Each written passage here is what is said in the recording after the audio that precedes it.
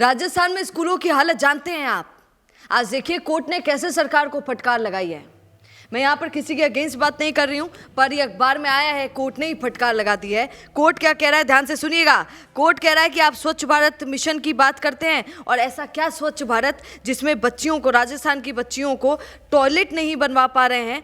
अफसरों को शर्म आनी चाहिए कि बच्चियाँ इसलिए पानी नहीं पी पा रही हैं क्योंकि स्कूल में टॉयलेट्स नहीं हैं। अब आप सोचिए, ऐसा स्वच्छ भारत। और यहाँ पर एक बात क्या लिखी है, आप सुनिए। कोर्ट ने फटकार लगाई सो लगाई और मदद भी की सरकार की। कहा कि आपके पास पैसा नहीं है तो हम बताते हैं कि पैसे का इंतजाम कैसे होगा। ध्यान से सुन लीजिएगा। यहाँ कोर्ट कह रहा है कि 20,000 करोड़ रुपए आपको मरम्मत के लिए चाहिए। बिल्कुल सच्ची बात है, पर सरकार के पास है नहीं। केंद्र सरकार बजट नहीं दे रहा है, राज्य सरकार CSR से बजट जुटा रही है। ठीक है।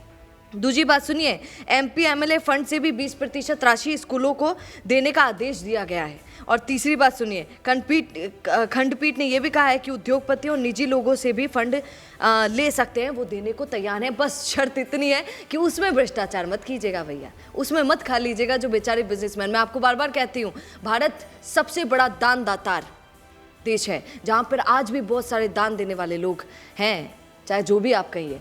तो इसीलिए लोग रेडी हैं देने के लिए, बस बात होनी चाहिए। यहाँ पर एक और बात मैं आपको बोलना चाहूँगी कि सरकार को ये बात तो माननी पड़ेगी। और दूसरी बात सुनिए कि क्यों आज बच्चे प्राइवेट स्कूल्स में अपने बच्चों को भेजते हैं, सरकारी स्कूल में क्यों नहीं? क्योंकि उनको डर है कि कंडा छत गिर गई और माँ को बच्चों जीसू बढ़िया तो भाई साहब थोड़ा पीसा लगाओ और प्राइवेट में भेजो। आज आपको एक बात कह देती हूँ, सरकारी स्कूल की हालत उस दिन बहुत बेहतर हो जाएगी, बहुत अच्छी हो जाएगी, जब यही हमारे नेता लोग और यही सरकारी कर्मचारी अपने बच्चों को सरकारी स्कूल में भेजेंगे। आप देखिएगा दूसरे ही दिन हर बिल्डिंग पक्की हो जाएगी।